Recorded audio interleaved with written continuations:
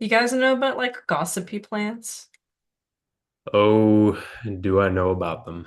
Some of them will just gossip with you specifically because you're around. Like it's not even like a like yes, there's the spirits of it or it can be a little bit like that. But I mean like sometimes it's because of proximity. Like I have a Japanese yew right in front of my house that Hmm. will just tell me things. Like say I think it's also because the bristles like honestly just like brush past me all the time. But like I will constantly brush against it. And then it will Hmm. just start doing that to me. And actually will just tell me random things too about like other kinds of spirits, about other things that are happening, about my neighbors. Like a lot of it is about my neighbors. There's a lot of secrets out in the leaves, isn't there? Like they pick up a lot of stuff. No, genuinely.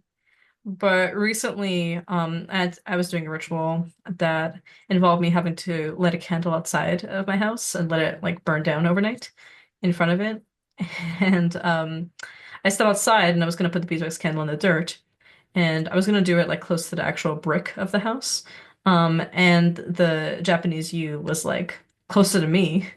I was like, okay, sure. And so I did.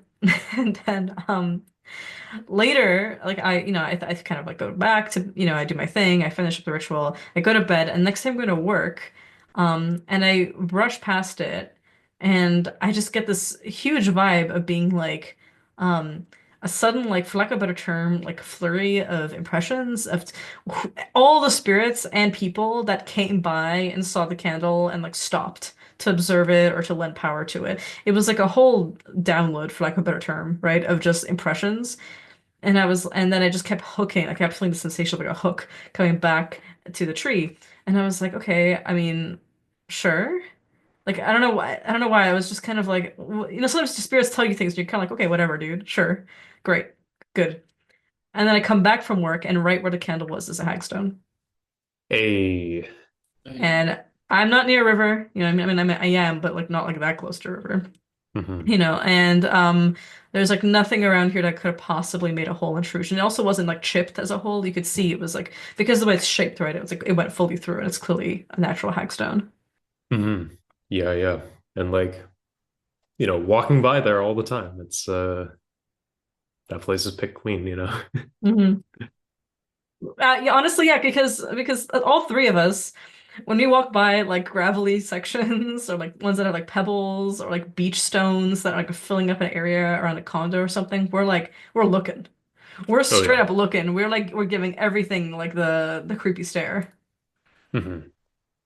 My I work out at my at this LA Fitness near me, but sometimes my gym buddy and I, Maria, who was on our podcast, we go to her condo's gym because sometimes these boys will not give you the cable machines, okay? Like we're trying to do arm day and like the cables are done, like nothing toast, nothing in LA Fitness. And so we go to her condo and there's this like wall, like just this whole inclusion of beach stones.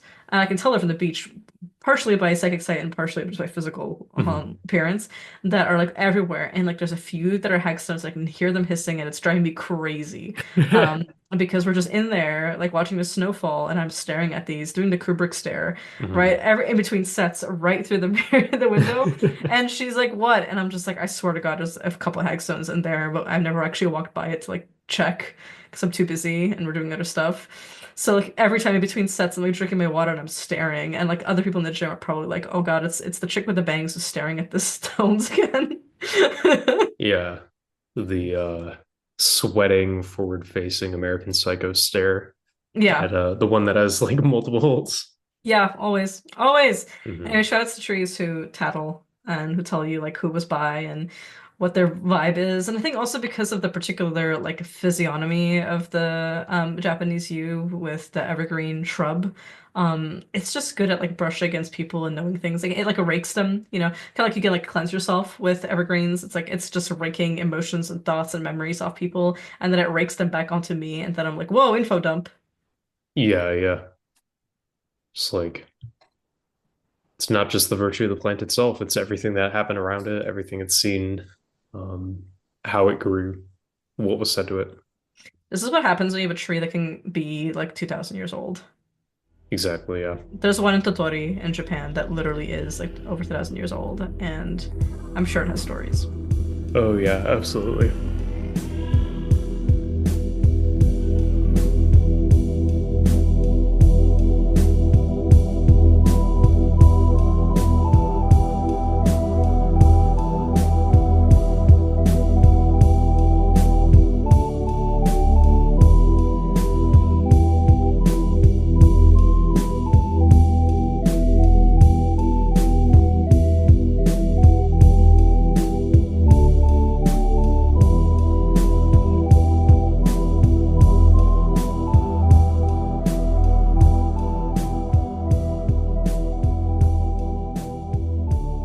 Be not alarmed at the frightful howls which you may hear. It's Svinga, Hey you.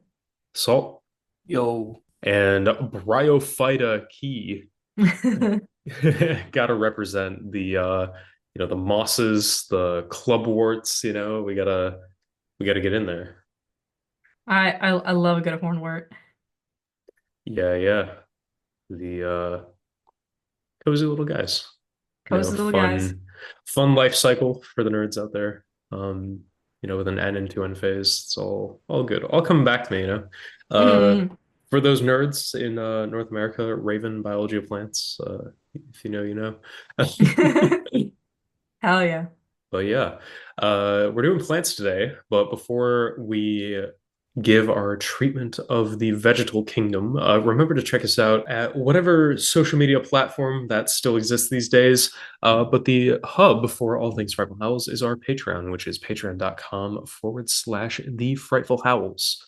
We have a bonus episode every month curated by and just for our patrons, a Discord server, which has been popping off. We have community projects.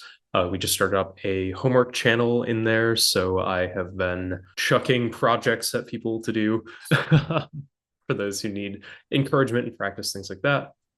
We also have Salt's fantastic almanac. You can plan out the coming month each month with his astrological insights, guidance, and voices of the spirits, also including plants.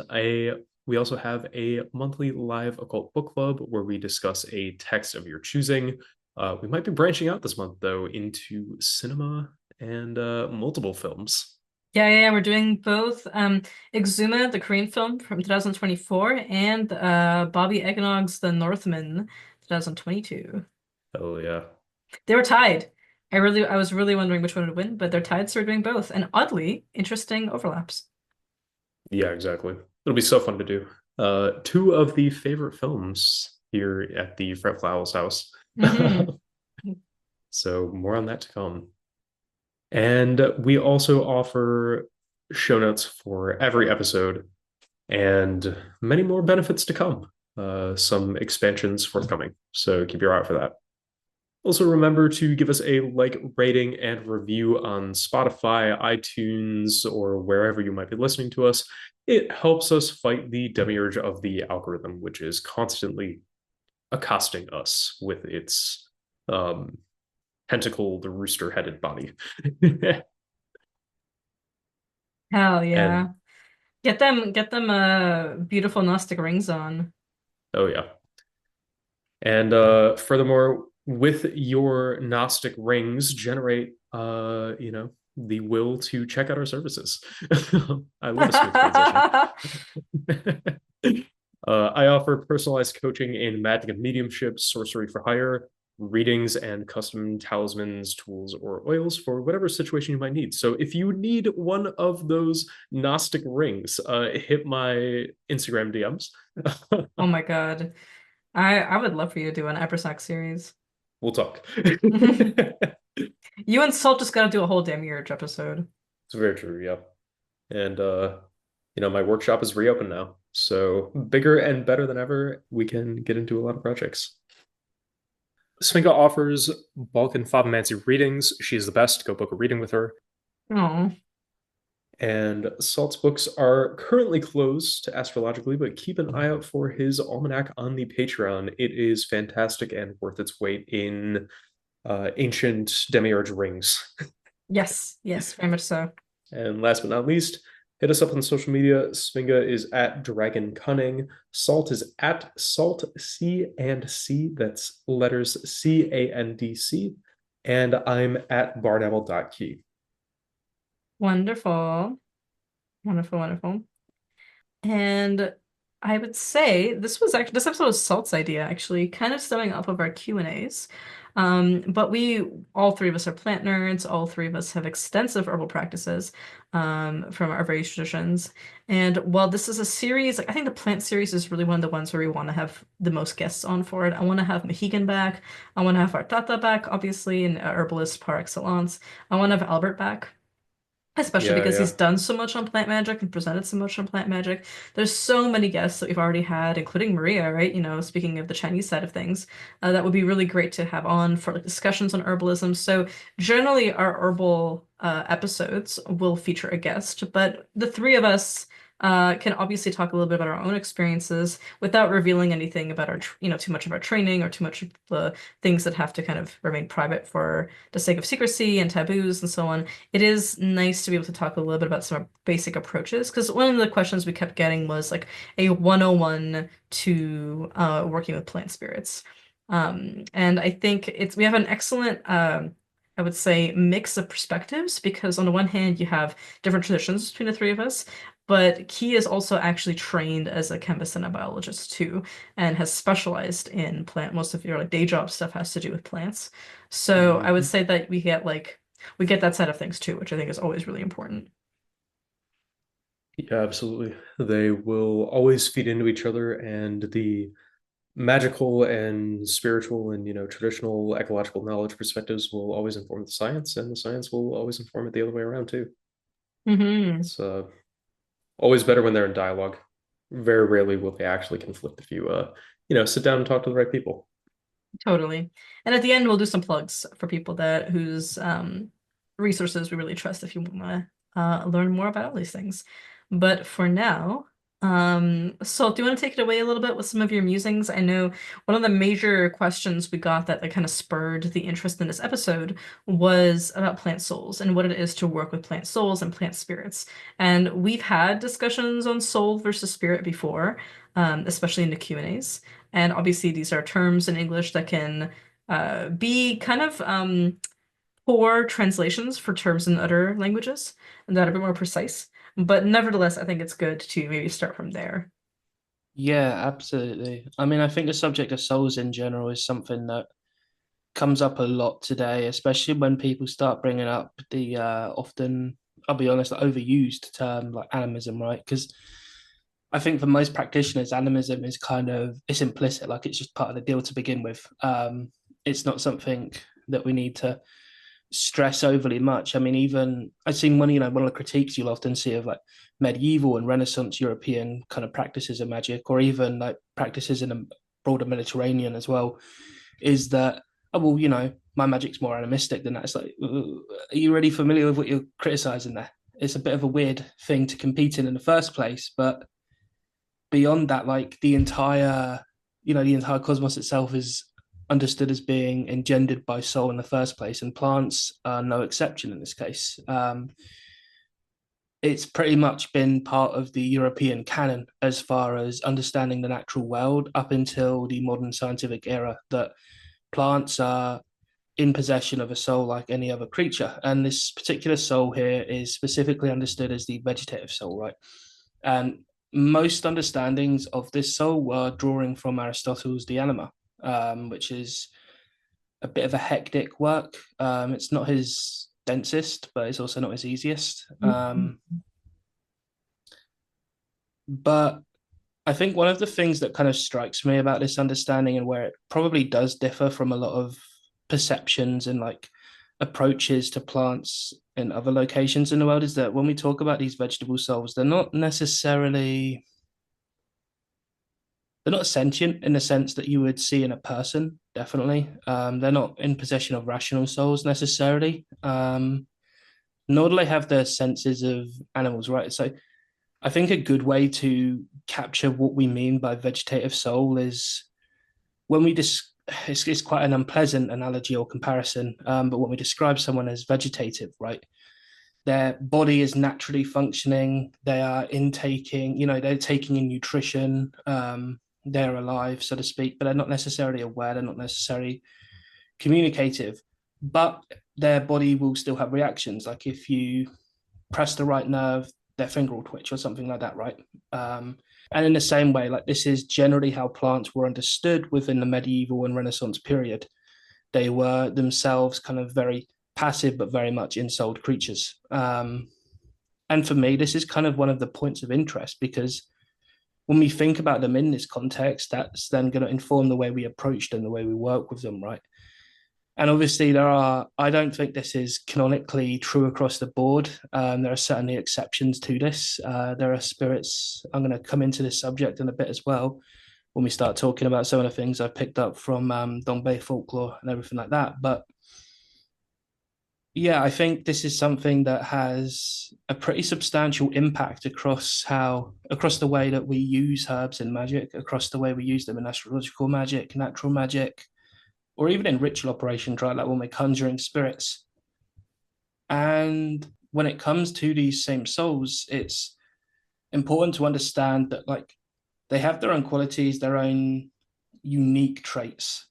And these qualities and traits produce the virtues that these same plants have. So, for example, we talk about a certain plant being good for wealth or prosperity. We talk about a certain plant being good for healing certain ailments. And in that sense, we can then kind of build a picture up of the plant soul, right? We can kind of understand its character through understanding its qualities. And these qualities can extend far beyond just, oh, what's the immediate like occult virtues, what's the function of this plant. We can obviously look at things like, we're going to cover this in a lot more depth later on, but like its growth, where it is, things like that. This is the kind of approach we take in like the Aristotelian context, which obviously is quite distinct from how it's developed today, I find.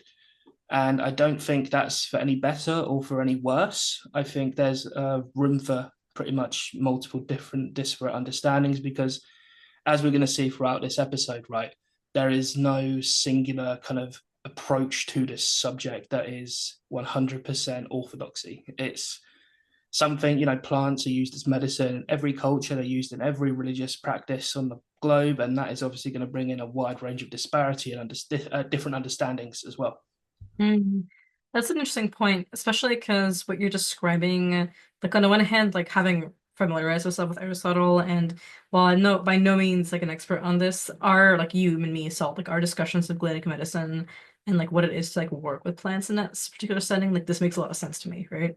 But like it's very different from my own training, which does like attribute, when I say like rationality, I don't mean like necessarily the same way that we think cognitively, not to anthropomorphize plants, but it does attribute like identities and intelligences and wills to plants.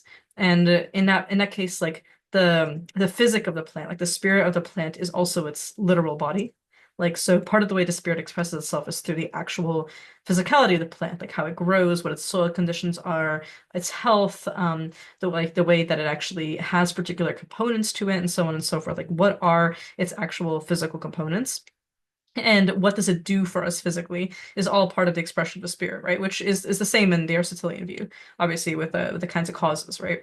Yeah, and holomorphism and everything like that. Yeah, Yeah, precisely. But on the other hand, like in my training in, for example, Balkan folk magic, plants are so highly respected as having personalities. They can have will, they can be offended, they can strike you down, they can be allies. Like some plants are more a site of numinous power than others. Some obviously like are homes to fairies, for example, and so they have a particular kind of attitude and authority towards people. They can have a will, they can be spoken to. And I don't mean that they speak back in a human voice necessarily, though they might have a favorite interpreter for them, like a particular spirit that will interpret for them and be a priest of that plant, especially for certain trees that are considered to be especially mighty, and have a kind of force of their own because of consecration, because of veneration, because of offerings, and so on, because of its status and age.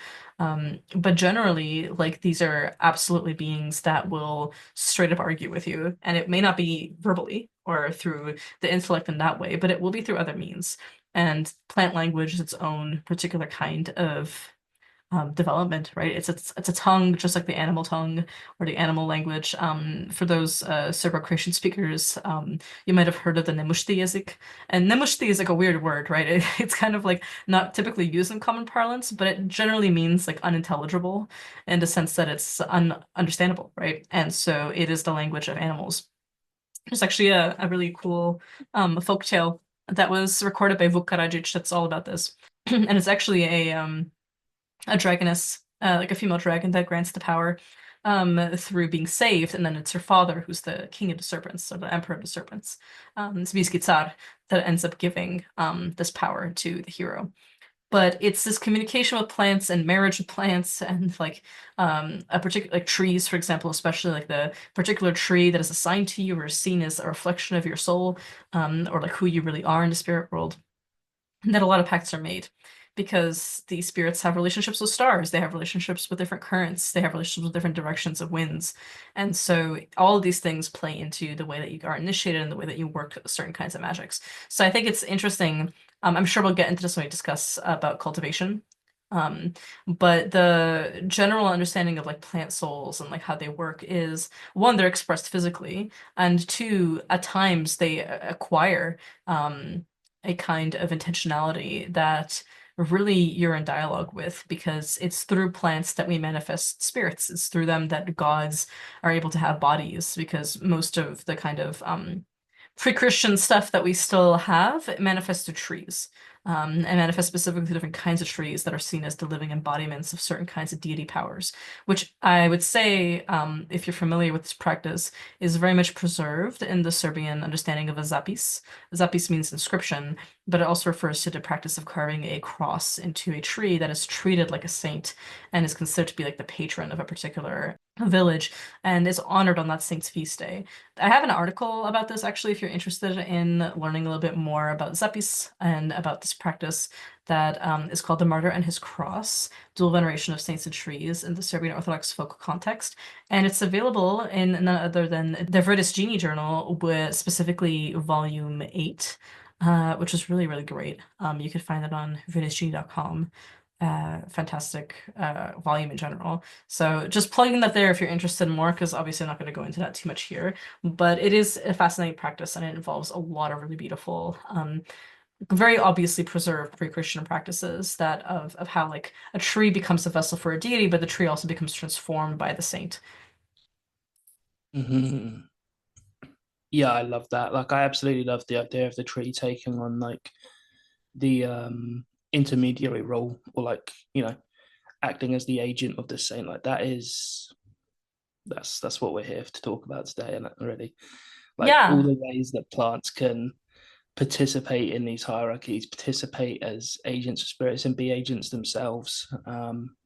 Because they're not like a lower life form. Do you know what I mean? Mhm. Like that's easy for any person to say because of anthropocentrism, but they really are the beings that rule this planet. If you want to talk about like what rules each star or each planet, or, if you're doing planetary magic, like really Earth is ruled by plants, right? If you think about it, and it's how Mhm. spirits manifest. It's how medicine is made manifest. It's how we're nourished, right? It's the literal capacity to breathe oxygen comes from them.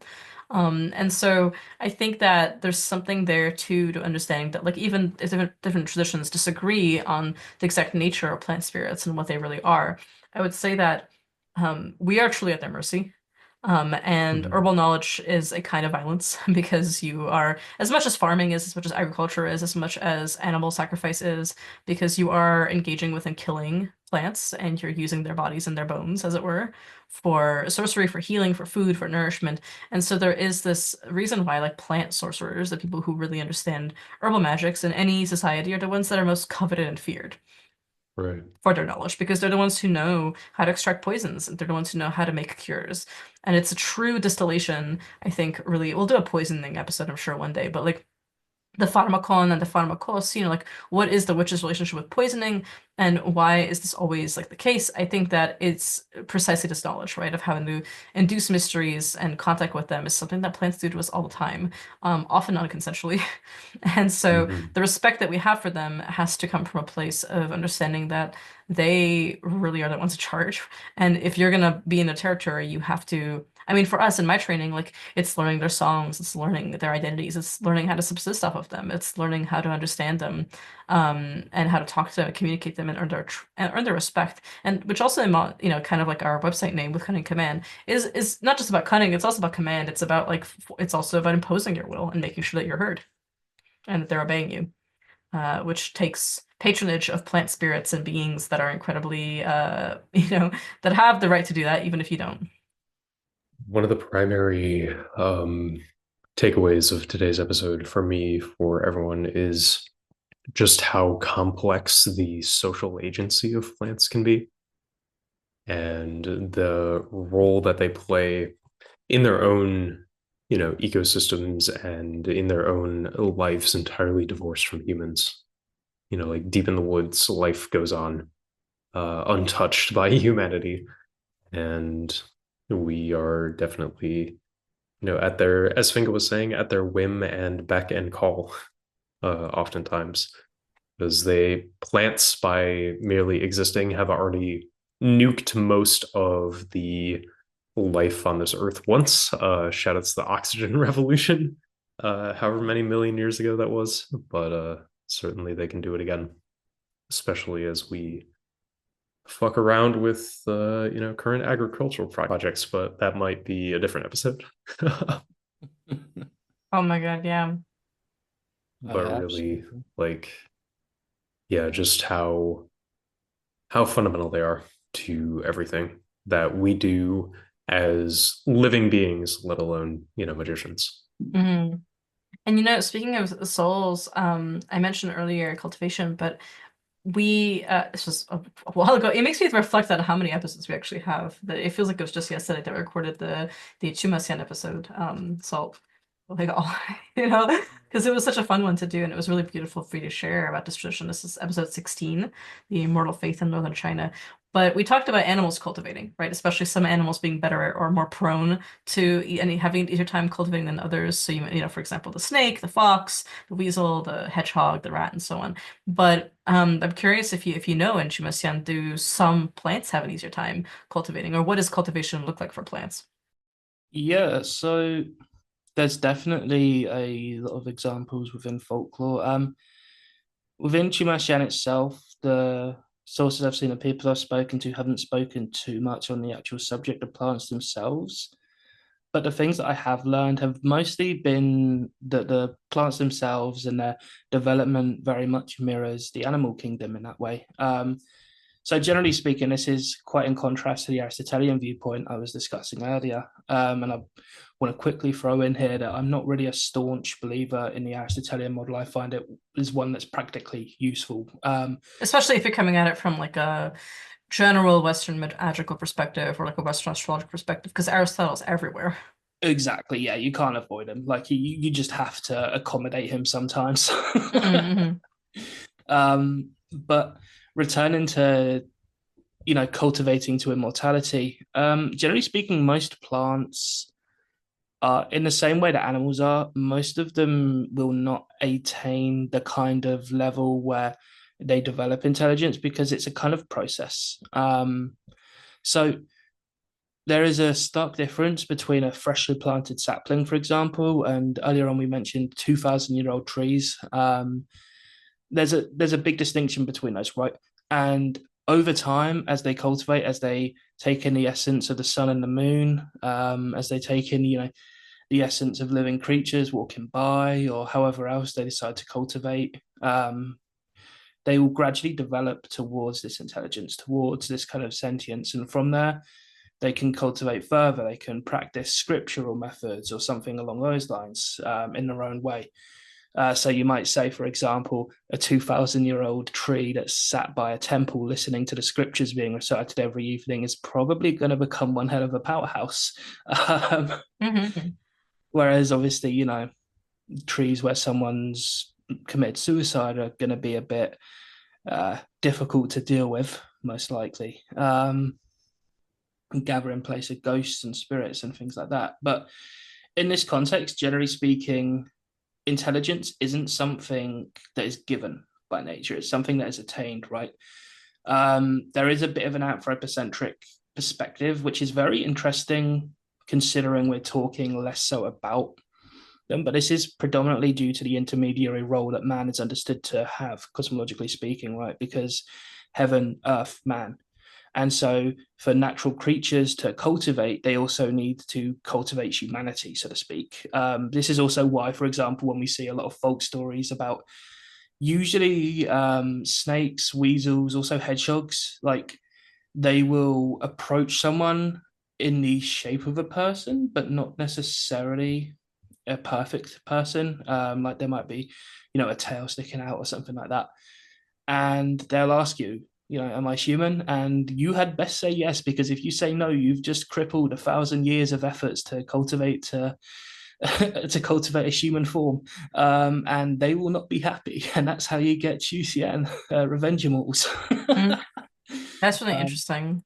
But then on the other hand, like I think we were talking about this with like Gary a while ago, but you have also like banana trees in Thailand, right? That like will Mhm. marry people and will have entire personalities and stuff like that. And these are not like specifically like fairies or spirits that are just adjacent to these trees or live in them. Like they are those trees too. yeah, yeah, absolutely. And I think that's a really important distinction to make, isn't it? Because like the there are spirits themselves that are the trees, the plants, but then there's so many different kinds of spirits that hang around them. Like literally every category of spirit has pretty much basically some kind of favorite herb, some kind of favorite tree, somewhere they like to hang around or commune around, or maybe they like the way it smells, the virtues it has. Maybe they're lured by the fruits, the fragrance, or even the heat and the coldness of it, right? Like taking shelter in the roots during the winter. And that's, I think, honestly, that's one of the most interesting and also not really spoken too much about in the context of herbalism and like herbal magic. Mhm. Um, so I think it's, yeah, I think it's important that you brought it up here because like there's so much room for spirits to hang Mhm. around them, you know, angels, for example, that are assigned to guard it, um, ancestors, you know, Yeah, if you've like got a tree in a family house. Um, dead humans who decompose around them, especially like in cemeteries or just in open like burials somewhere. Like they become fused with the plant. It becomes impossible for them to like fully reincarnate as a human because they're essentially reincarnating as the tree. Mhm. Or mhm. even like intentional burial practices in which the person will be interred into like the buttress root of a banyan tree, for example, and then Mhm. that becomes the loci by which like that family is called, Mhm. or anything to that effect. Gatherings of fairies as well. Like, you know, the Elder's always been one of the classics for that, right? Like, you don't want to walk around an elder tree at midnight. And Mhm. also, that's going back to like the physical attributes thing. It makes sense too, like brambles, for example, being so heavily associated with the devil. In so many places across Europe, right? And the thorns, obviously, the actual like blackberry is becoming unpleasant to eat after St. Michael's Day. Right, so this idea of like that that's the last time you have to eat them because then it like the devil has taken them over, or like he pees on them, or he shits on the brambles, or he falls into them and gets like as he's falling from heaven and gets like poked by them. So there's this whole like association between the devil and brambles. Phytonosis did an amazing talk on this in For This Genie in 2024. That's Jeremy Bocelli. He did a really good one on the blackberry. Because one of the things he was stressing was like, well, let's actually understand its phytochemistry first. Let's talk about like Mhm. to dive into like one particular genus, we have to really understand the depths to its actual physical construction so we can understand where some of this folklore comes from. Like why are people across Europe looking at like blackberries and like associating with the devil? Like and of course like understanding its seasons, like the way it's fruiting, like all these things and like actual like its physical brambles, is really, really important. Mhm. Yeah, definitely. Like the phytochemistry and the um, kind of like the systematics and the taxonomy of these things are also really important um, to a degree. Like it just reminds me of all of the current investigation that's going on with like the Dracaenas uh, of late and all the reclassifications of other plants to within Dracaena. And then it being very convenient with the overlap of some of these things, being like, oh, snake plant, we get to move over now, finally. Um, but yeah, it's always part of the fun, especially Mhm. as well. Like, this is a very uh, tangential aside, but definitely biased by the research I do too. But like, if you have a monotypic genus of plants, then investigating what kind of its cousins are to figure it out and piece things back together. So thinking definitely primarily about cannabis, we only have sativas, so we have to look toward humulus and hops and things like that to tease certain things out. It's kind of like when people, I think this was a Q&A question from a while back, but it was like what plants would you use to like bind someone, for example? And my immediate thought was like not a particular kind of plant, but like what around me physically is currently binding something else? Like what is a Hmm. vine that is choking out a tree right now? Like even if I don't know it, like I can't like identify it immediately just by sight. I have to take out one of my apps to do it or something like that. You know, I'm gonna take a picture and send it to one of my friends. You know, it's really about like that is physically binding something right now. It's like physically preventing it from like growing properly. And so that's Hmm. something that I could go there, make an offering, and be like, could I come back to you in a week when the moon is full and take a little piece of you in return, offer you some butter and milk? Because I would really like to borrow this power of yours to like choke this out and use it on an enemy. Hmm. But that's also about what like spirits are around. Like some spirits will be drawn to that, right? You know, guardian spirits you mentioned, fairies, obviously the good folk, ghosts, as you mentioned, dead humans, right? Spirits that were lured by the actual Hmm. nature of the plant and are trapped there. There's dragons, obviously. You know, I've not Mm. to reveal too much in public, you know, but there are certainly dragons that will marry mountains and forests, and then the trees will be their children. Hmm. Or they'll lurk in certain trees, right? Just certainly, or certain plants that repel those kinds of spirits, can be used. Or like they'll make their nests in certain trees, which is why you gotta be careful when you find one, and certainly not light it on fire. Same with like spirits who might take it upon themselves to become the farmers and gardeners and propagators of these things. Having heard from certain people I work with in the upper Midwestern United States that all those sacred groves are still out there. They're just tended by, spirits as much as there are people at this point. Oh Mm-hmm. yeah, I mean, there's all that folklore around fairy crops, right? Like fairy fields. They have their own portion of the fields to grow their own crops in. Like, there's so much room for, spirits nurturing and caring for trees, even in the absence of people. Hmm. Which I find really interesting, right? Because there's a kind of domestication or agricultural action taking place, but it's not in the usual sense of people, or human beings at least. Um, which for me is like especially fascinating. It's like, are they doing it for merits? Are they doing it because they just like doing it? Are they doing it, as food, as sustenance for themselves and other spirits? I like thinking about the motivations underlying, like when spirits take on that kind of role, or ancestral debt and obligations, that kind of thing, as you were saying, or like religious duties. It's that one's really fascinating for me, I find. Mm-hmm. Absolutely. And I think that also plays into the kinds of spirits that so this is just like an introductory episode. I would say that people often are always looking for like a teacher, like among the spirit world, like who can help them be able to figure out like working with plants. And obviously, like I do believe definitely in taking like a good course on herbalism.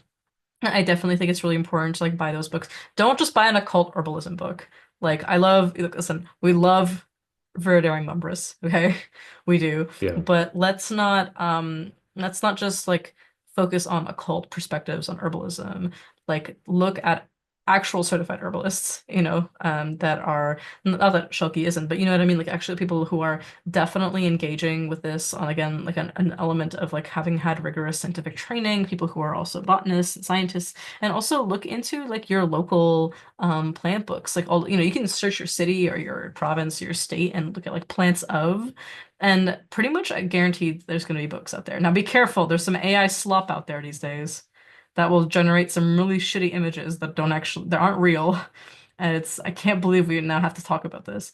But like be careful, just some stupid AI published books that are definitely not helpful. But otherwise, like do check out like, prior to the 2020s, what are some good books out there on like local plants? Like maybe take like a plant walk and figure out like how to identify things locally to you, especially like in your biome, in your region. Understand what indigenous people on the land where you live were using it for. Understand if you happen to be in like a culture, for example, that has had extensive like plant lore about these things, like see who how people figure things out, like what is the lore about these things, like and also understand how to identify what's edible and so on and so forth, right? What's poisonous, you should be avoiding. Notice how animals behave around them, and so on and so forth. So like check these things out first before you even think maybe about like learning necessarily about the like super mythological aspects of things. But that said, though, the spirits of herbalists and farmers are always going to be really helpful. And you can we've on Frightful House have often advocated for getting a spirit buddy to help you learn things. Like if you're learning a language, get a spirit from that particular culture and be like, hey, if you make it easier for me to speak your native tongue, I will learn this language as an offering to you, and you can impart this wisdom into me, and we will start to like do things together. They'll be easier once I can actually speak. So like you can always get like a learning buddy out of the necromantically, go to the grave of someone who was a herbalist or a prominent farmer and just be like, you wanna help a buddy out right now? Because there's a lot in it for you too. Oh yeah, absolutely. There's also the option of going to the local land spirits, especially like asking them for a subordinate who's familiar with all the plants in their jurisdiction and region, because they're obviously, they're going to know who lives in their territory. And in that case, like when it comes to identification, that's where I find them really like that's where I find it really useful to approach the local spirits of the land themselves. The other Giga Chad option is obviously to walk up to the plant and be like, "Yo, you look like this. Is that you?" Mm-hmm. There's also, I think one thing worth noting as well is like the rulers of the species and genus, whether we consider that, to be an actual ancestor of the plants, that, this is the first apple tree, the spirit of the first apple tree, contrasted with the rulers of individual plants, right? Like you have plants that have, you know, ancestral lines themselves. They have their own lineages, they have their own origins, which is going to be very distinct from the actual, hierarchies and relationships of a plant as an individual. So, where you're going to have spirits that represent or protect and patron a certain species as a whole. And you also have those spirits who have personal relationships, and unique ties. So, like for example, if you encounter a spirit, is allied with the local oak tree, and you strike up a relationship with that tree, and you also end up having a relationship with that spirit, it doesn't mean you're going to have a relationship with. It doesn't mean that particular spirit you struck up a relationship would have come through another tree, for example, of the same species, right? Yeah, the consideration as well of those caretakers and shamans or priests of a particular tree that might have had a particular deity installed that got destroyed for whatever reason, their ability to still access that spirit becomes just as important and an extension of this work. Totally. And that's even clear when you look into um rulers of um rulers of like particular species and genus or genii, contrast it to the Mhm. rules of individual plants, especially in different systems, right? So like in my training within a particular form of Balkan folk magic that I practice, we actually differentiate between like the particular spirits that live in branches of trees, for example. This is just speaking about trees. And usually these will be the kings and queens, and they won't necessarily live in every single tree, but like you'll see them there and they'll be connected. Like they'll be breathing like the various veins of a lung, right? And this is where you'll find certain kings and queens. Like the emperors or empresses, like the particular tsar of the forest, will be like kind of over all of them Mhm. and usually hidden. They won't be easy to find. You'll have to like solve certain riddles or be invited to see them. But then the ones that live in trunks, so this is not just like there's one spirit in the tree, right? That is the tree. Like there is that, but there's also ones that like live within them and are part of them and are kind of like part of a legion. And so the ones that live in trunks, sometimes we refer to as guardians or dukes and so on. And these are the more outwardly facing spirits that we can actually interact with and that might have messengers. So there may be animal messengers or different kinds of forest and nature spirit messengers that will live here and will be found here. As in, like when you're scrying, you'll see them there first. And then there's the spirits that live in the roots, and these will be messengers and emissaries that will communicate with the chthonic world. This is also where certain animals, such as hedgehogs, for example, or like really important prominent chthonic animals like lizards, or serpents will live and they will bury themselves into the chthonic world and come out the other end with messages. And so this also plays into like world tree cosmology and how we engage with spirit flight and where we end up on the tree tree when we're going someplace. But in this case, you can see, and this is like oral lore that I can't necessarily share too much more on it, but the gist of what I'm trying to get at is that it's not just about seeing the spirit of a tree as like inherently just like one continuous consciousness that is kind of like localized in a particular place. It's about many locales, many kind of like axes of gravity, right, in which these Mhm. spirits make themselves manifest. And it's also really about like understanding that like there's so much communication happening. Like if you've ever seen a mycelium network, like how it's thinking, like that is how entire biomes communicate, not just the fungi specifically, but everything is a communication that way. Now multiply it on a spiritual level, and you see that like there's not necessarily like this dark Cartesian mind-body dualism with plants, nor I think with anything really, but that's a different topic for another day. I think that there's truly it's a continuum, right? The physical is just an expression of the spiritual and vice versa. So there's not really a privileging of one over the other, as it is a deeper understanding that these things are so interconnected that there's really nothing that you can't glean from physical observation as well as actual like spirit communication. And when a tree tells you its song, and after you've eaten nothing but it for a while, and you're able to actually call on it when it's not there, it's because you understand its place, not just what it is.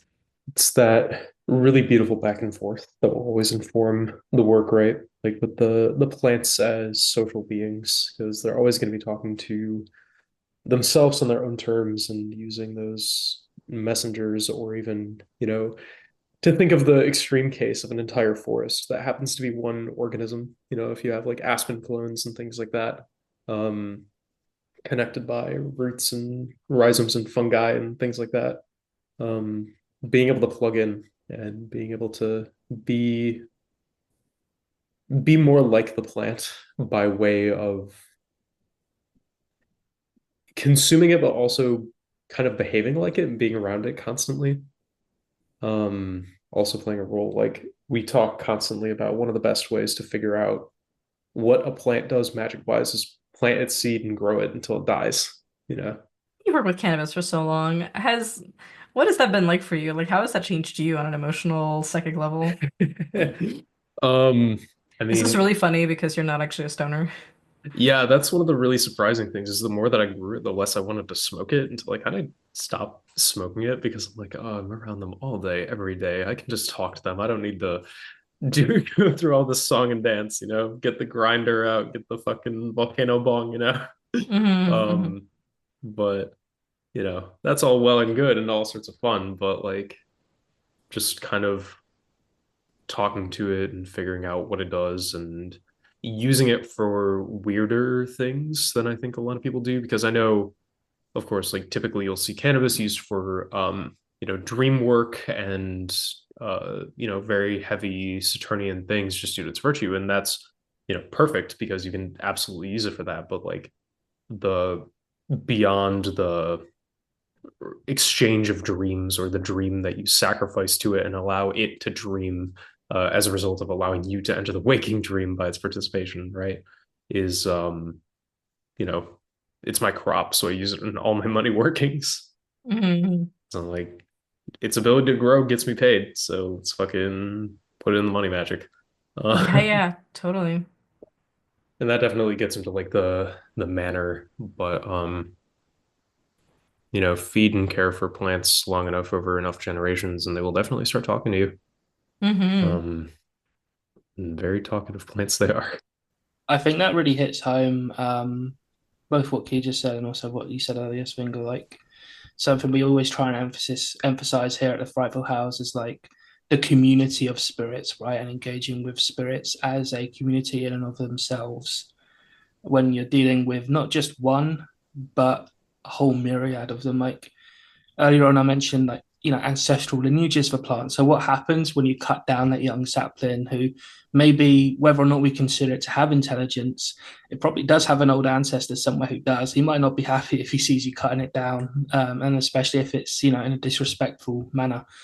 Um, I just love the idea of spirits and plants as spirits, obviously in community in that sense. I think it's something that is kind of to be cherished as a understanding and way of approaching them, because it enriches the entire experience, right? Like it helps us engage on a much broader level than just personal relationships, but also, as a collective.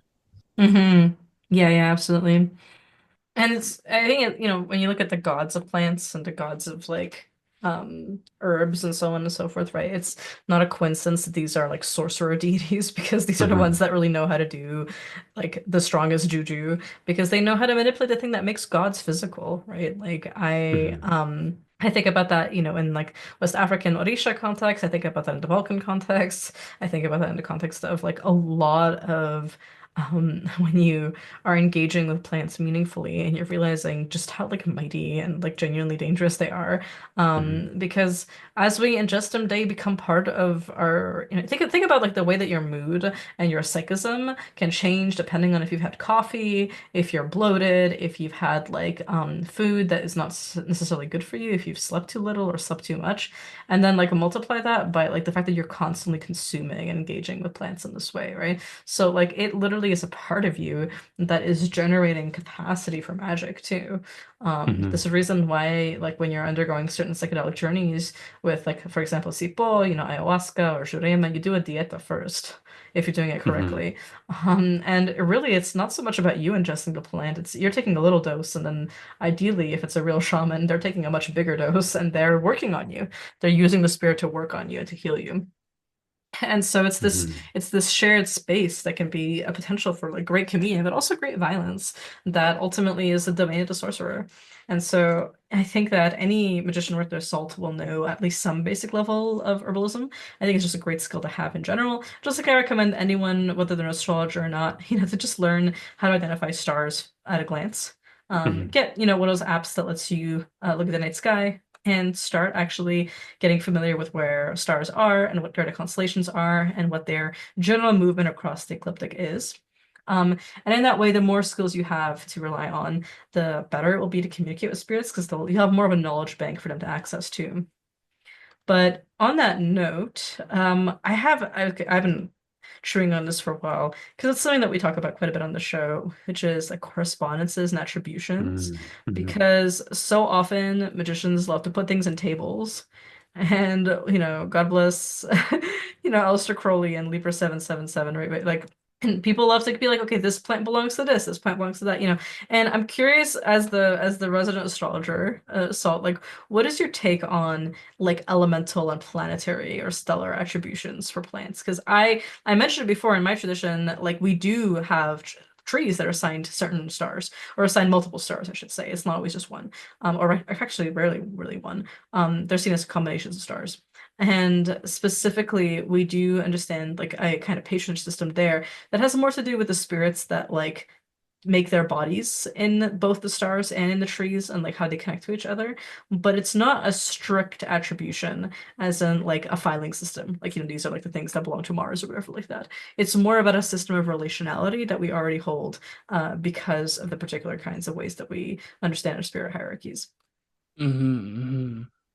Yeah, absolutely. I think you're right as far as like Western magicians loving their tables, because I'll be honest, even though I'm about to like discuss the things that I find are shortcomings of correspondence tables, when I go into practices that are not Western in origin, I do sometimes be like, yo, where my tables at though? Yeah. I've seen you make Yeah. them. They are good though. Yeah, but their use is definitely very limited, and I think Hmm. like the context in which we often see them used is very distinct from what you were just discussing, for example, where it's a very nuanced understanding where these, yes, there are these correspondences, but there's so many layers to them. It's essentially, I really like the emphasis on understanding the specific plant and its place in the cosmos you both made earlier, like because in this context, that's kind of what these correspondences are meant to be. It's, we can talk about a plant being under the governorship of Mars, right? And in that sense, yes, the plant is probably a predominantly martial plant. However, like every other living creature, it will have qualities that arise from, you know, it will have mercurial qualities, it will have Venusian qualities, it has roots, so it has Saturnine qualities, if we're talking about plants specifically. Like anything that has roots is participating in Saturn. It has Saturnine qualities. And the way that those are expressed are going to vary drastically depending on the particular herb. My Saturn is not your Saturn, and it's very much the same for the animal kingdom, for the natural kingdom, for the vegetable kingdom, and the mineral kingdom as well. And so I think they're valuable in so much as they give us broader insights as to who is the big boss at the top of the chain of being for them.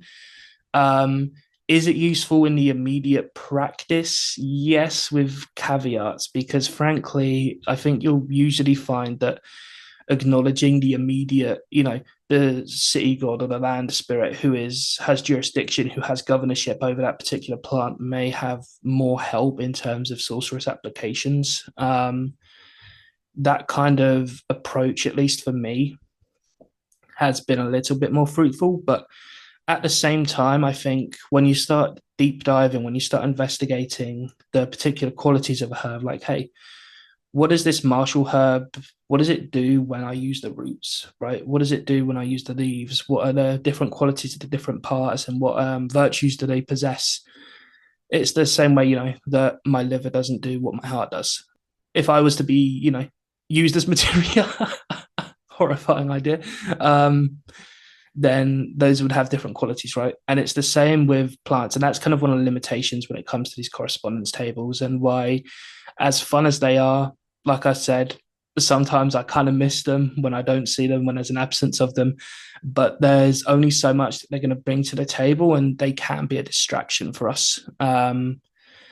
As far as elemental attributions, I think it's a little easier. And there's a very specific reason for that. That's because of the way in which elementary bodies are understood. Obviously, within herbalism, we can speak about things like degrees and so on, like the 4th degree of heat, 1st degree of heat.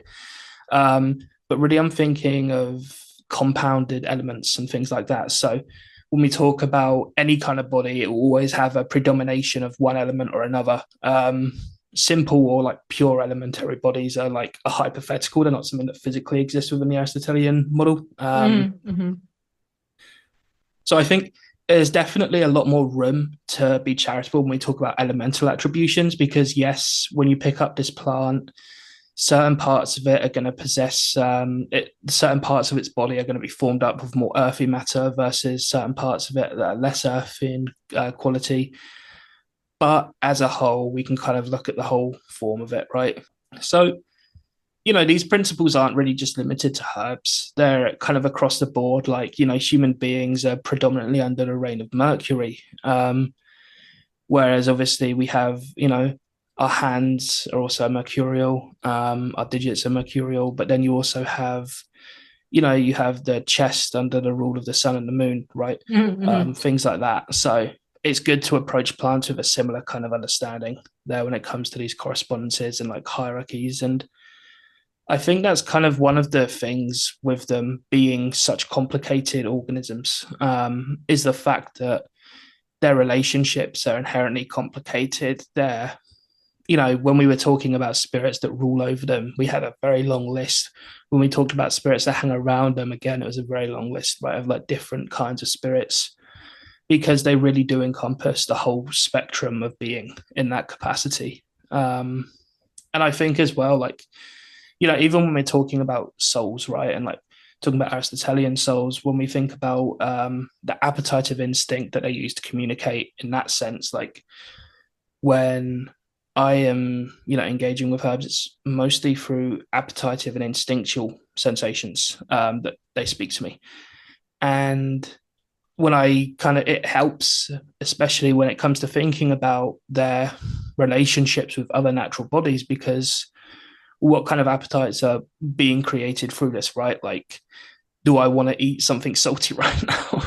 Yeah. That's another kind of way that we can use this, is understanding these relationships and how that's going to influence the virtues that the plant exhibits. But of course, we always have to consider that physical quality, right? Like, okay, you can have 2 martial herbs. One of them it's just colored red. The other one's going to give you a rash. And this third one's just going to make you drop dead the second you touch it. So I think that's, that's something anyone who's engaged with herbalism extensively is kind of familiar with. I don't think what I'm expressing here is particularly novel to most people, but I do think that it's worth discussing and worth raising because it is something, especially when you're just getting started, or you're kind of adjusting to the cosmological model that is kind of inherent and present throughout European medieval Renaissance magic, that can kind of be a little bit of a lure for us to fall into if we're not careful. hmm Yeah, yeah.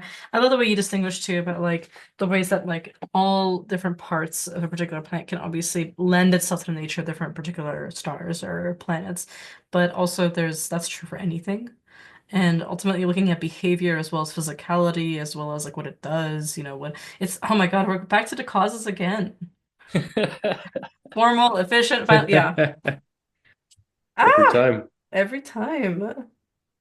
Oh Lord, it's getting holomorphic in here. Shadow Platonist money gang. We love contemplating forms. We really do. But it's a good thing.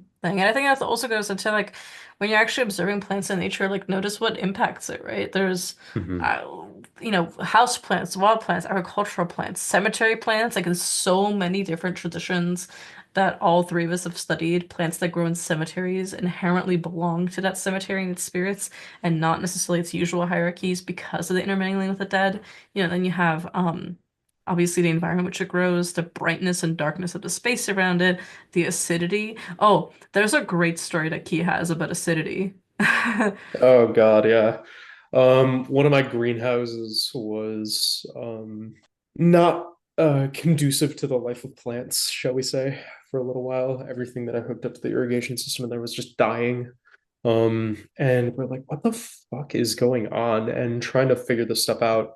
And I see one of my spirits go over and just taste the water, and he like has a really sad frown and goes, "It's too hot," and then just disappears. And I'm I like, know. hmm? It's like, what do you mean it's too hot? Yeah, so I'm like, what the fuck do you mean by that? So I kind of at my wit's end, I grab I'm like, what could hot be? Because it's like it's room temperature water, you know what I mean? So I grab a pH strip and we were watering the shit with like acid Oh my because God. someone fucked up how one of the lines was working. So we got it fixed and it fixed the problem, but it's always something to consider, especially with plants who might be a little more tolerable to that and would make that change known. Fun little a Shaman King moment for you where you have to consult one of your spirits, like, what is going on at work, dude?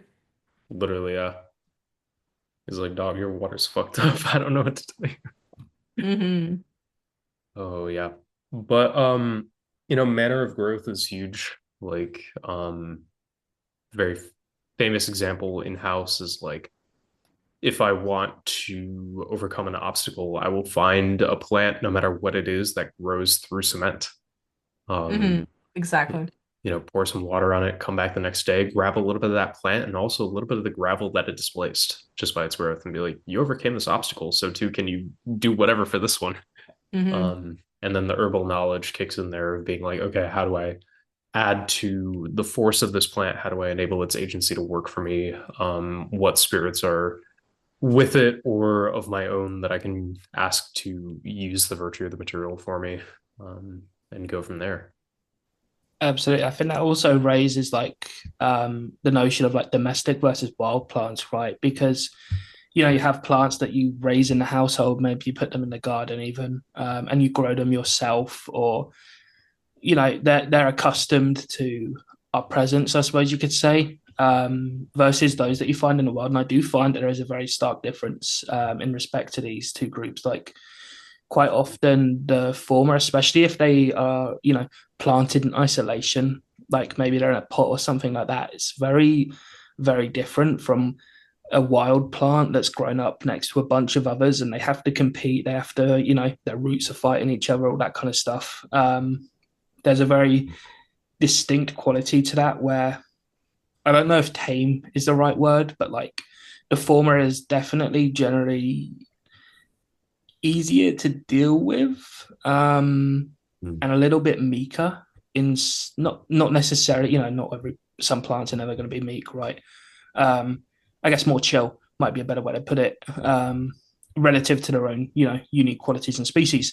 But like I do find that to be quite a sharp distinction. One that's had quite a lot of impact, and I do find the implications on how we practice when it comes to our magic as a result very intriguing because what does it mean when we are taking a plant meant to and we want to destroy with it, we want to, whether that's getting rid of ghosts, dealing with people specifically, is it going to be as effective if that plant has never had to do that itself in its life, if it's never had to actually fight for survival versus the equivalent of like a dog-eared boxer plant. It's a bit of a stupid analogy, but like you get the idea, right? Like I think there's a really sharp distinction there. I think it is one that definitely can have a lot of impact in terms of what we're doing. Yeah, I think like also just to think as well, like certain plants, in order to use their secrets or even learn them to begin with, let alone use them, like you have to go through their little trial and tribulation. Like a plant that you have growing in your yard might be like, oh, you found me, hi.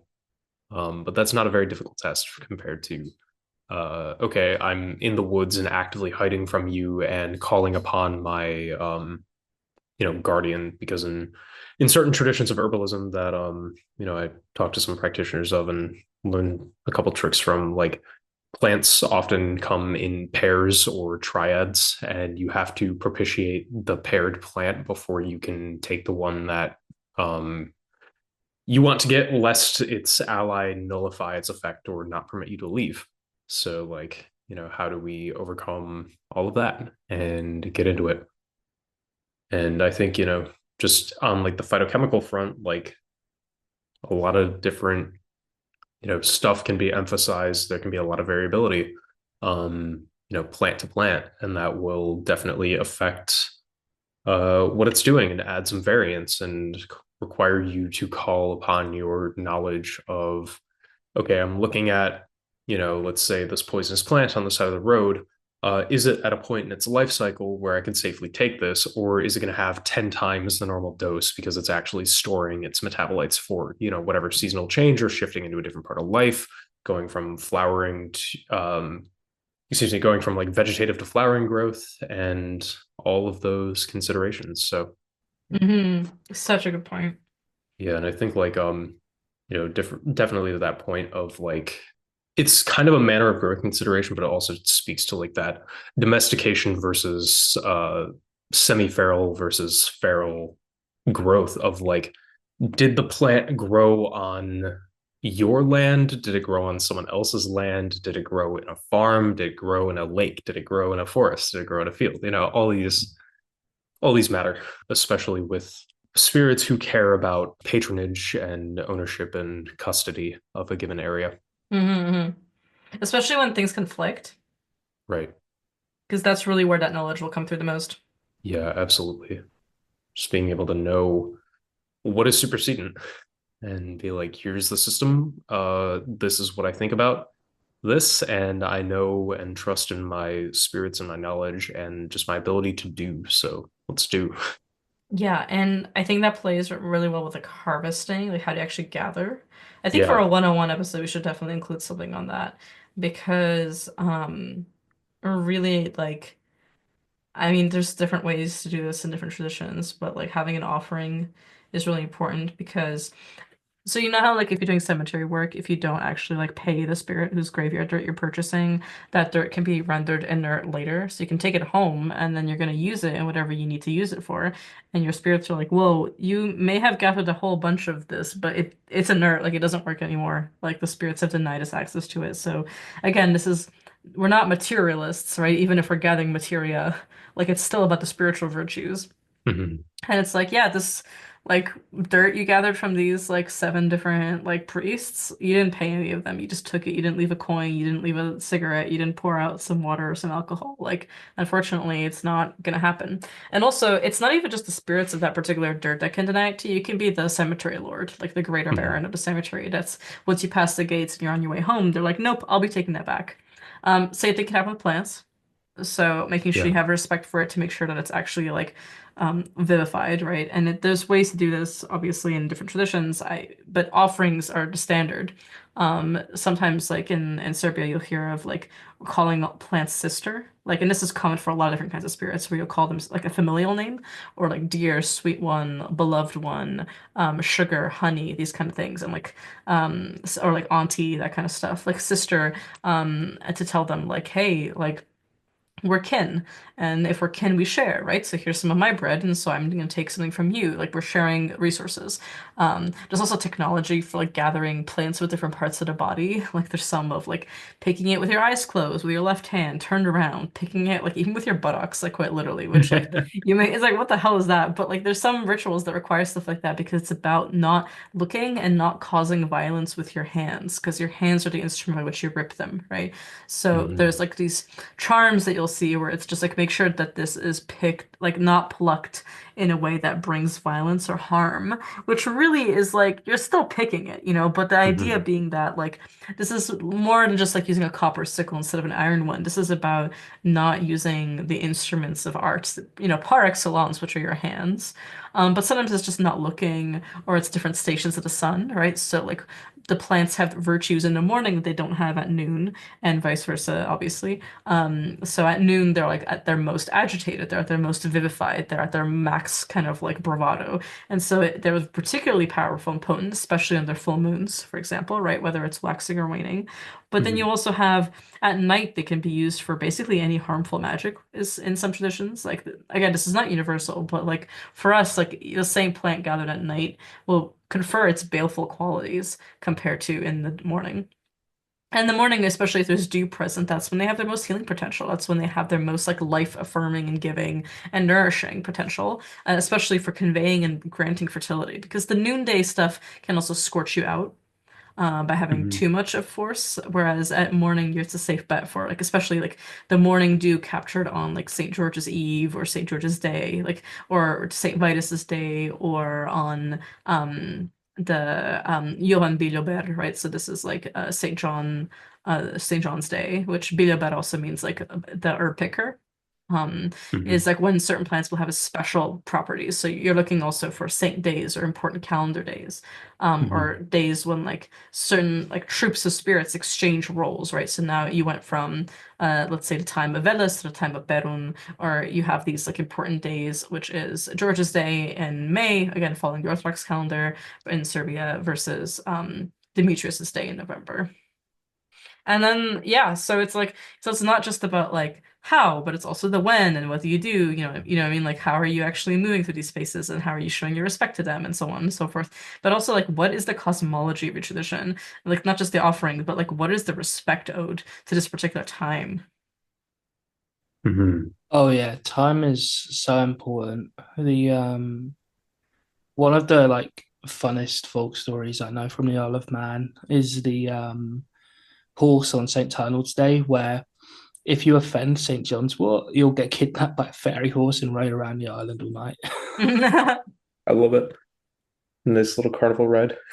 Yeah, want to get off Mr. Bones' ride. such a spicy herb to begin with. I know, right? Mhm. Out of all the ones. Absolutely. Yeah, just knowing that folklore, right? Of like beyond just the timing of knowing what plants will potentially offend different spirits or deities or have sworn particular pacts because of things that have occurred mythologically, like or have taken particular forms because they've been blessed or cursed or, looked at a little funny um by a different spirit or deity, like thinking of mistletoe being unable to harm any other being, Mhm. famously in like Norse mythology, or any number of different plants being cursed by God, like a fig tree, for example, um For, parsley. for Hmm? us, the pear tree. Yeah. Yeah, yeah, parsley being shredded by fairies, then growing down and back to hell 7 times before it comes back up. Hmm. Which, also, why you don't grow that in your garden? It'll curse you. Yeah, Just yeah, no saying. kidding. Hmm. So yeah, we've been throwing examples and some of our favorite plants out there, but I would, let's ask to wanted to ask you guys, what are some that you think would be a good place to start for a lot of people who have never, picked an herb or decided to throw things into whatever they're doing magically, or, are just deciding to start fresh with a bit more information and a bit more ability and agency? So, hmm, I think for me, one of the starters has to be rosemary. It grows incredibly easily. It grows huge, so you can always petition without feeling too like without putting it at risk. Such a And necromantic plant. It can do pretty much everything. yeah, yeah. I mean, it's one of those plants. It's just an everything herb, right? Hmm. Which is one of the joys and one of the reasons why it's such a valuable plant to cultivate. Like, okay, you want to be fragrant and cleanse things from pollution. You want to engender wealth. You want to produce warmth in the body, or even, and I can confirm that this works because I used it on my cat, removing fleas. Um, like, yeah, I honestly, rosemary is one that's quite special to me. There's also watercress. I've always loved watercress as a herb. It's also delicious, obviously. But as a scorpion's plant that's nourished in the water, but itself has an acidic, peppery, and almost fiery quality to it, producing fire from water. And again, easy to grow, very forgiving. You can even, if you're familiar with like UK supermarkets, you'll see these little packets of them that are meant to just be chucked on your windowsill and watered every couple of days. Like brilliant herb, very useful, plenty of medicinal uses, especially in dealing with like, if you have issues with coldness, for example, and you need to start producing heat, it can make a good nutritional role in a galenic diet as well. I'm also a little bit biased, to be honest. It's a I bit know. I know. I agree completely. I think, if we're gonna recommend some like plants for that are easy to grow or people easy to find, identify in the wild, and like that people have to just start cultivating like a basic relationship with. I love your suggestions of rosemary and dill and everything like that. Watercress. I would say, okay. Broadleaf plantain, so that's Plantago major, Oh yeah. is yes, yes, you know it, but you know her, Bokvitsa. Hmm. Um, she's everywhere, right? If you yeah, everywhere, and speaking earlier to your point, Key, about plants that grow through the cracks of pavement, like this will Hmm. grow through everywhere. Plantago, is absolutely everywhere. So good for healing scrapes, cuts, burns, everything. Whenever I would get like a poison ivy burn or whenever I would get like a bug bite, my grandmother would insist that we just harvest some quick bokvitsa. Sorry, it's hard to say it in English for me. Like a Plantago major, broadleaf plantain, right? And just put it like squeeze out, like get its juices going and just put it on that. And it's so, so good. It's also interestingly because um it's essentially a weed, right? And Hmm. so it grows everywhere. I mean, you probably have some right now outside your house if you were to check. Like it's everywhere.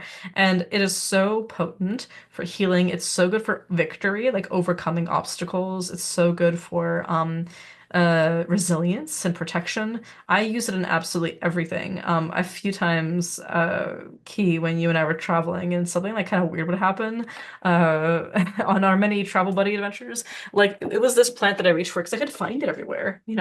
It's also really easy to identify physically, so it's not a hard one to notice. And it grows not just absolutely everywhere, but it can grow big too. Like some of those leaves will get huge, like the size of your Hmm. splayed hand. So you can really use it for a lot.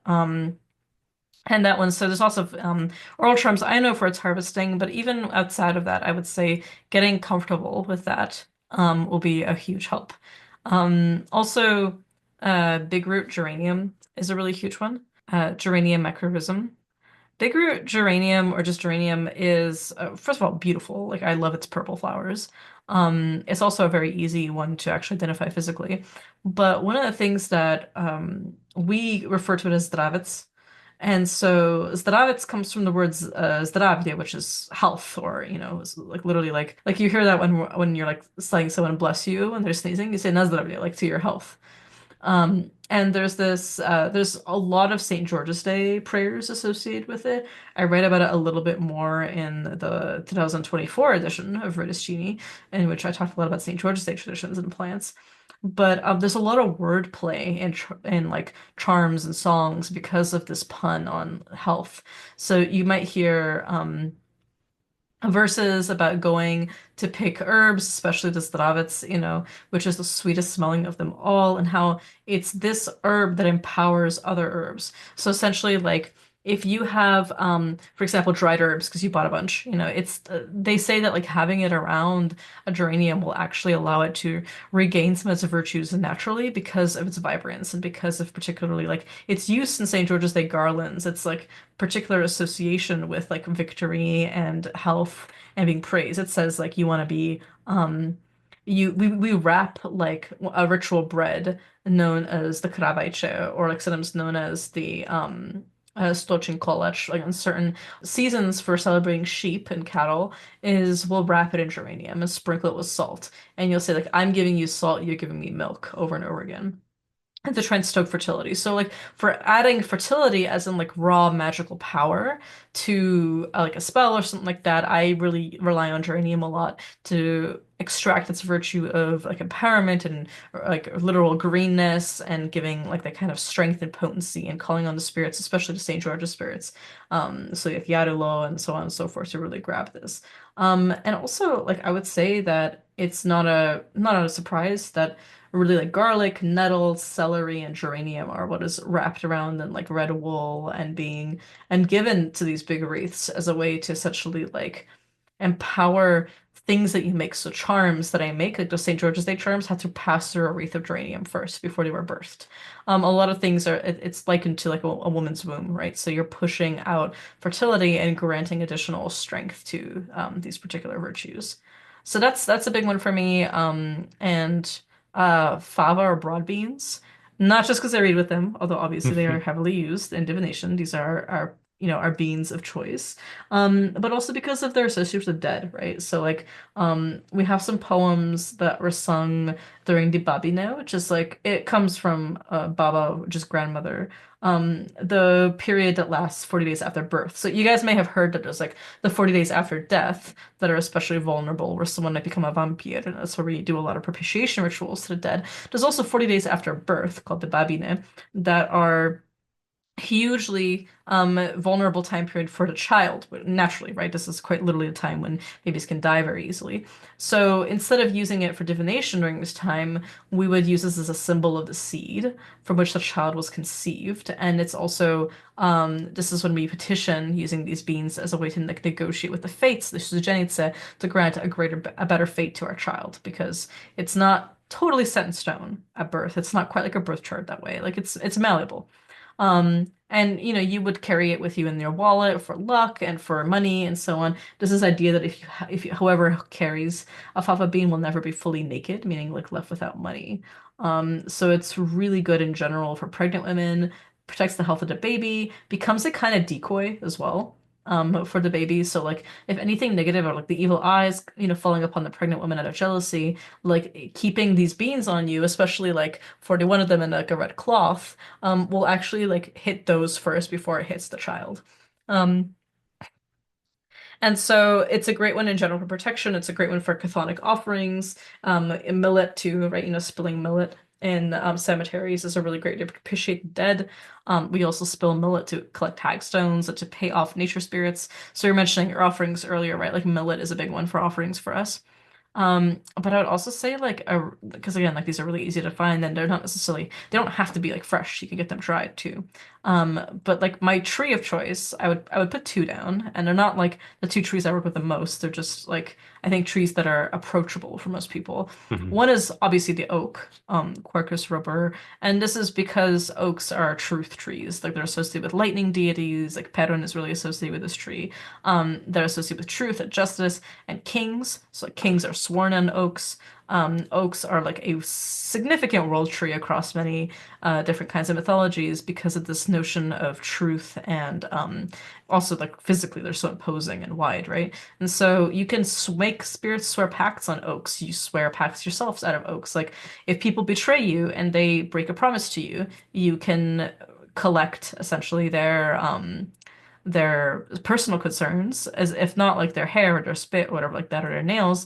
The broken promise itself is an incredibly important link, right? Which you can get back to you using an oak, reminding an oak that like, hey, a promise was made to you, and it is such a justice-oriented tree that it can implant that back and bring you their essence when they're sleeping. It also is something that will punish you, obviously, if you break a promise. So it's really important that, like, well, it's great to have spirits swear on oak branches and oak leaves and incorporate oak to keep a spell true, or especially if you want to guide it to be stronger, to receive power, and to make sure that the spell ends up, actually manifesting. You can guide it that way using oak. It's also just good in general to make sure that your spirits are upholding their end of the bargain, but so are you. And finally, I would say probably the Cornelian cherry or the dogwood, so Cornus mas. Fantastic, fantastic tree to work with. We call it the dren, and there's actually a saying called Zdrav kao dren, meaning like healthy as the dogwood or the Cornelian cherry, which is a pretty widespread proverb that also features in a lot of oral charms, really associating it with health. When I was on Radio Free Golgotha a while back with our godfather and Dr. Al Cummins, I actually spoke a bit about the Cornelian cherry, the dogwood, because it's so essential to understanding this notion of like what it is to grow straight and what it is to grow healthy and proud. And because you can use its twigs to like whip like animals, for example, like to kind of promote their fertility during lambing seasons and so on to get them to be like especially robust.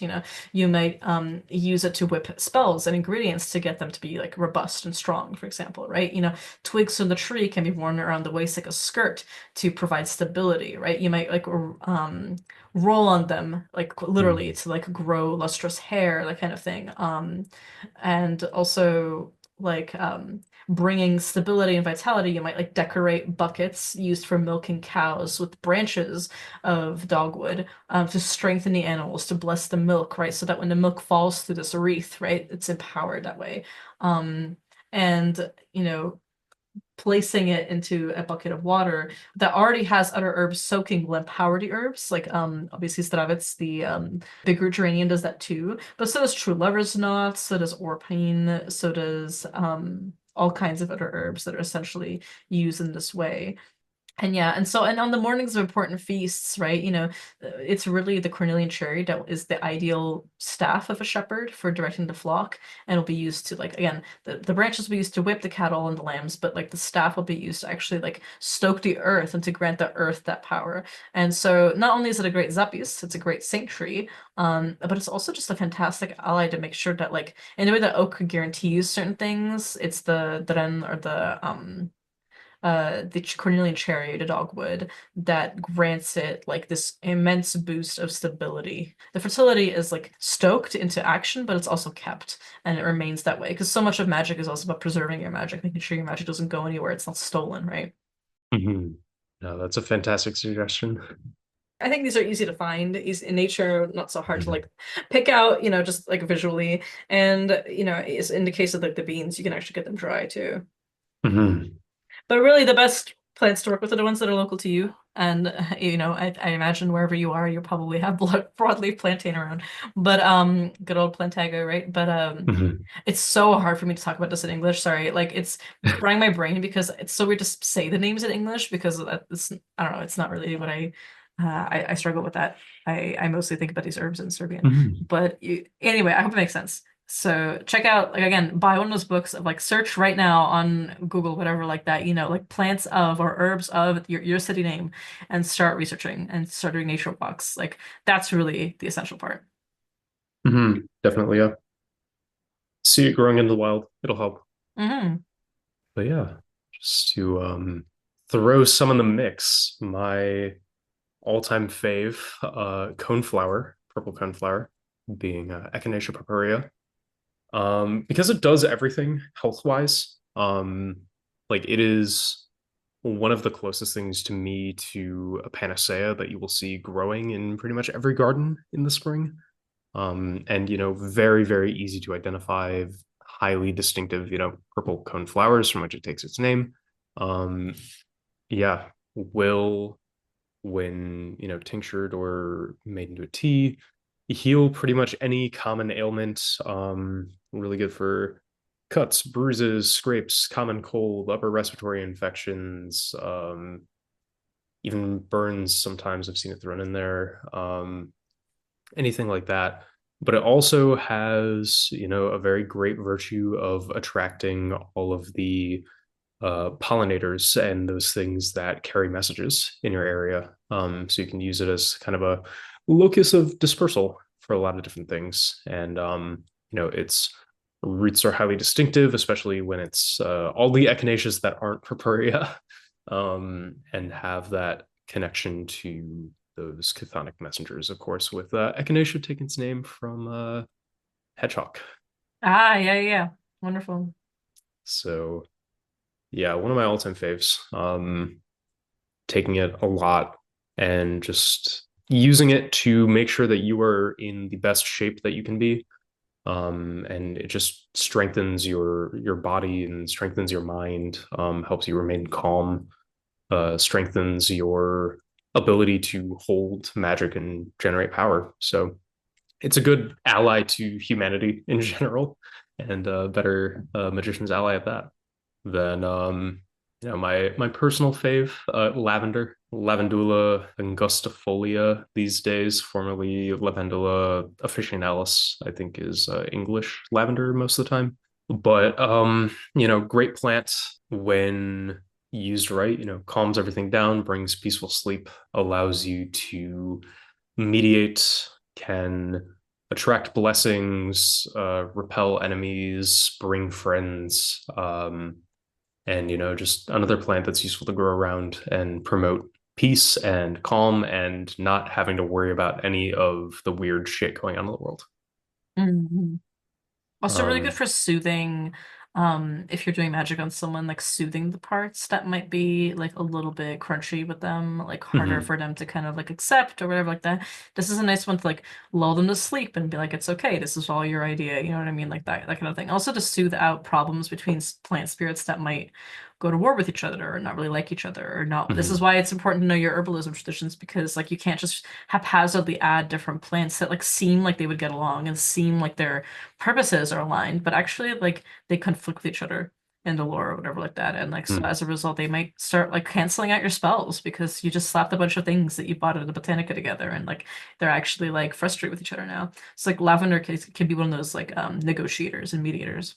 Mhm. Which if you've ever Yeah. walked by a lavender farm, which saw thank goodness that it's been so lovely to see the ones in England. Like it is a remarkable smell, right? You feel your spirits, like quite literally your court being like vibey and like relaxed. Mhm. Mhm. Oh yeah. Yeah. It's a beautiful plant like that because it will make you relaxed, whether you necessarily want to or not. Like it said, that intoxicating virtue.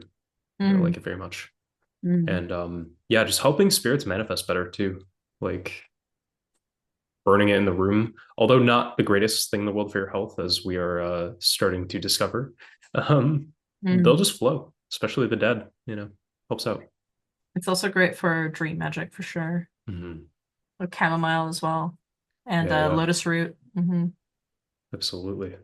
Great plant, my fave. Hmm. Yeah, then just to touch on a couple other ones, love me my cannabis. If you can grow it legally, then do that.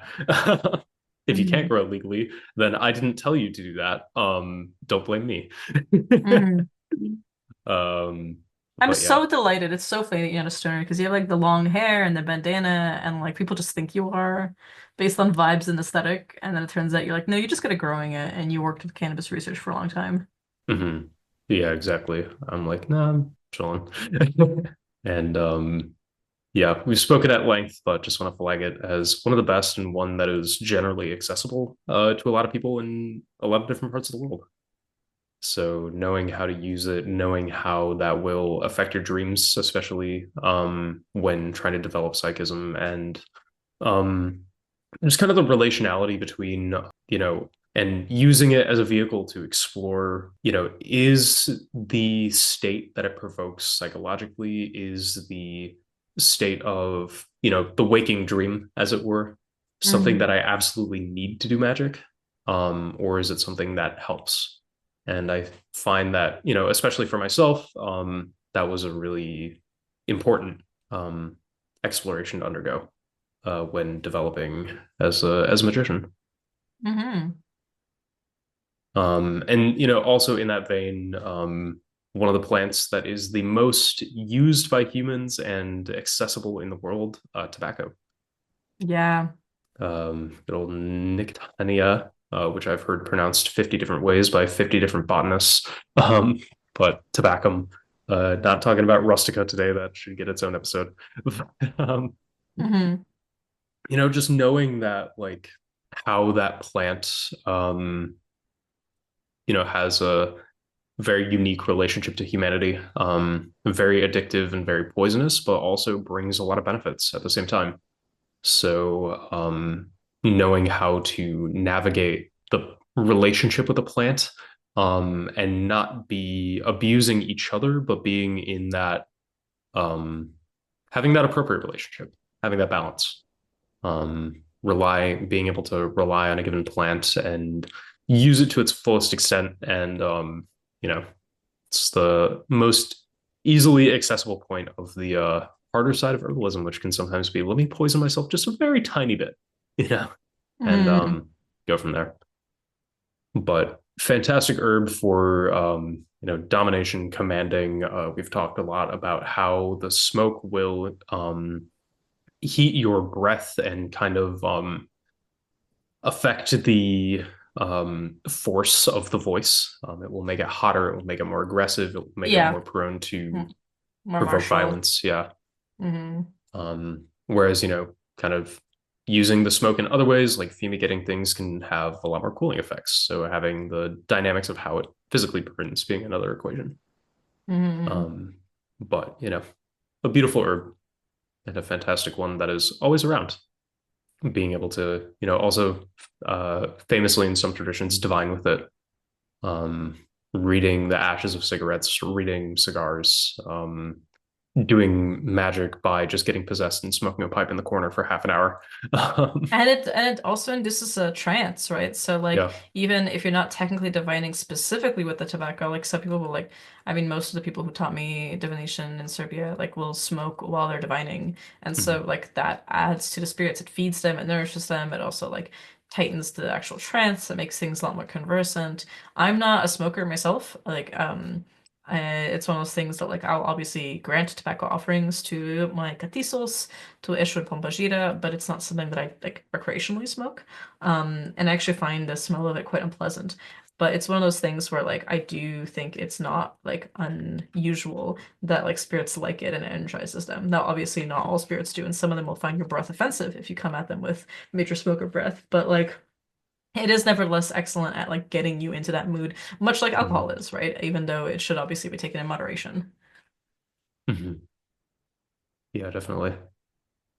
A fantastic plant and a very good ally of magicians, but one to be careful with. Hmm. Then parsley I mentioned, honorable mention, don't grow it, but love to use it. And it just has so much interesting folklore of being this like deeply adversarial being, Oh yeah. um, of like, having being variously the tool or the weapon or the shield of different beings that aren't so favorably inclined to people, and especially those who live around the plant, being the victim of attacks by other spirits itself, and having a whole, um, as we've talked about dialogue with plants today, so to our spirits always doing these things. So, um, like having it be cursed or attacked by fairies and having its morphology because of that. All of the myths about its roots descending into hell, or the plant itself growing down to hell and then back up some fixed number of times. I've heard seven, I've heard nine, usually seven, before it exits the ground. All the folklore of it, if you grow it somewhere, it will provoke discord where it's grown. And of course, a lot of weird spirits like to aggregate around it as a result. Just so funny too, especially because it's actually really good for urinary tract infections, Hmm. as well as menstrual cramps and stuff like that. Like, I mean, it's just been used in natural medicine for that for ages, as well as against like kidney disease, eye inflammation, like stings, bug bites, fever, diabetes. It's Hmm. great because it's great for blood circulation, right? Yeah, yeah, exactly. It's like, and that kind of speaks to it, where like a lot of the time, evil plants, all of them will have a use. It's all a medicine, you know. Mm-hmm. It's that Avicenna that every disease can be cured by a plant. Our herbalism is just bad. Yeah, yeah, yeah. But yeah, and then just to close it out, my treat for today is honey locust. Hell yeah. Nice and spiky, but very sweet and delicious fruit. Mm-hmm. And one that grows everywhere, is hugely distinctive, very easy to recognize, and yeah, just a very aggressive protector, but a very sweet, very aggressive protector. A good one for starting off with protection. Right. Yeah. Because also Yeah. as you learn with how to work with it, you'll notice the kinds of spirits that gather under it are also fairly amicable. Hmm. Yeah. Very good point of ingress. Hmm. Into yeah, the more defensive medicines and magics of the world. Hmm. Absolutely. Guys, thank you. This was fun. I think more intro episodes are always great. We're gonna do some very specific ones coming up soon, shortly. But it was nice to crank out a few that were a little bit more low key and like good at just introducing people to some concepts. Because a lot of this came really from like, again, if you're on our Patreon, you can request episodes and we'll move them up in the queue. Because we planned quite a few episodes in advance, but it will be nice to actually be able to chat about this and see like brainstorm, especially because we have a lot of really good herbalists in the Patreon, like what people's thoughts are on like beginner plants and like attitudes towards plants and their spirits and so on and so forth. But like we will have guests on. We'll definitely have Mohican and Albert and Tata back on for these things and Maria for sure. But I would love to take time to plug a few people. One, obviously, as we mentioned, Mohegan Kitchen Toad. He has an excellent Patreon where he does do a lot of like plant information stuff, and he does have his almanac for on Spotify that grants like a lot of really good information about like plants that are good to work with for that time of the year. We mentioned Jeremy Bacelli, right? Phytonosis, because he's got an excellent Hmm. website and a great store for fantastic incense that I think is always more than worth Hmm. like actually getting into. I recommend his work very highly. Albert from Peller Crafts has great books on Icelandic folk magic and plants in Iceland, and does a really good job of tracing that research as well as his own gnosis. So it's fantastic work from him. The green art, oh my goodness. Talk about like free stuff without even going into the Hmm. Patreon. He has so much amazing stuff, intensive on-demand classes. He's got like the complete spiritual herbalism program online. It's 40 hours of content. There's workings with herb-wise ancestors, a course in herb magic. It's 23 video lessons for $60.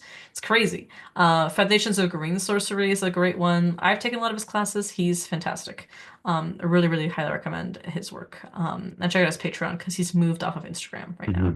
Hmm. Really great work on reciprocity, plant spirit, sigil magic, and stuff like that. Check out his YouTube as well because he's got some really good free videos there. He just recently released one on like deities and like patrons of plant magic, which would pair nicely with this episode. Hmm. And then obviously check out Virtus Genie, the fantastic plant conference that happens on the West Coast every year. I'm coming back this year for year three. I've been here 2 years in a row now. Check out the really good books that summarize the content of the actual conference, or come in person and come say hi. And bully Key to submit for next year so that he can also come in person because that would be really great. And then I could actually do a little double presentation with you. Yeah, absolutely. It's definitely hoping to put something together. I keep passing ships with that conference because something always comes up. But this year I will hopefully, question mark, fingers crossed, thumbs help knocking on all the wood near me. Yeah, yeah. Be able to make it as a guest. But yeah, Mm-hmm. we will see. Hell yeah. And for salt's sake, we gotta say, check out Avicenna, right? Oh yeah. Check out your boy. Check out all Check the out good Galenic schools of medicine out there. yeah, I was just about to say Galen, Galen Mm, himself. hmm Gotta pick up that Canada medicine straight up. Gotta. Straight up. Much like our herb suggestions, we have many Akasha records this time around. My first one is Spirit of the Forest by Baka Beyond. Uh, Fantastic. and also Mi Labor das Matas by Moro da Criolla. Fantastic track, really just good one in general for getting you in that good herbal harvesting mood. And also, this is a Croatian one, Pod jednim drevnim hrastom by Voloch, which means under an ancient oak tree. It's like one of those like Slavic pagan metal ambient sounds that are coming, like one of those genres. And I just fuck with the title. I mean, the lyrics are cute too, but like yeah, I fuck with the title. And it's also Oh just yeah. kind of fun to channel a little bit of like how there's like the Viking booze who are like, we are Vikings. Like Mhm, type, mhm. yeah, this is that for like Slavic paganism, and like there's a slight charm to it for me. Even I'm not even gonna justify it. It's just cute. Yeah, yeah. And just to throw them in the mix again, my recommendation for today is Panic by Forest Swords. The thing you should not do when you are picking herbs. No, do not panic. Do Um, not come. Do not come. Yeah. Oh, I walked right into that. exactly. But go to the hardware store, get some snake plant, and grow some forest swords of your own. Hell yeah. And the license to depart this time was picked by Salt, actually. Yeah. It's from Mhm. PGM4 2967-3006. Wonderful. Q, will you give us the recitation of this one with your lovely dulcet tones? That I will. Thank you all for tagging along, and we will see you in the next one. But in the meanwhile, you were sown by Kronos, you were conceived by Hera, you were maintained by Ammon, you were given birth by Isis, you were nourished by Zeus, the god of rain, you were given growth by Helios and Throsos. You are the dew of all the gods, you are the heart of Hermes, you are the seed of the primordial gods, you are the eye of Helios, you are the light of Selene, you are the zeal of Osiris, you are the beauty and glory of Uranus. You are the soul of Osiris's daimon, which reveals in every place. You are the spirit of Ammon. As you have exalted Osiris, so exalt yourself and rise just as Helios rises each day. Your size is equal to the zenith of Helios. Your roots come from the depths, but your powers are in the heart of Hermes.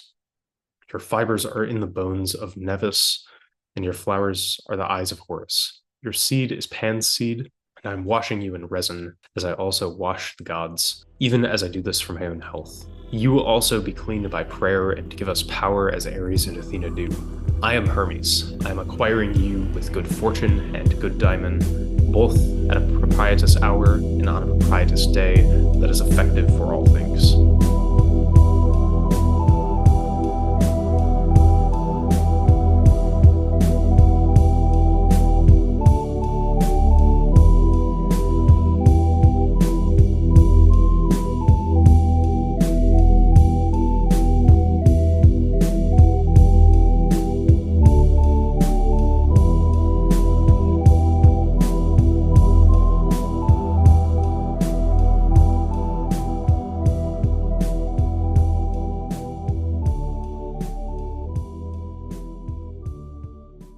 Oh man, you remember when I used to walk into the cannabis lab every day and then all the plants would just turn to me like I'm in fucking Charlie's Angels and they're like, "Hi, Key." Oh my God, yeah.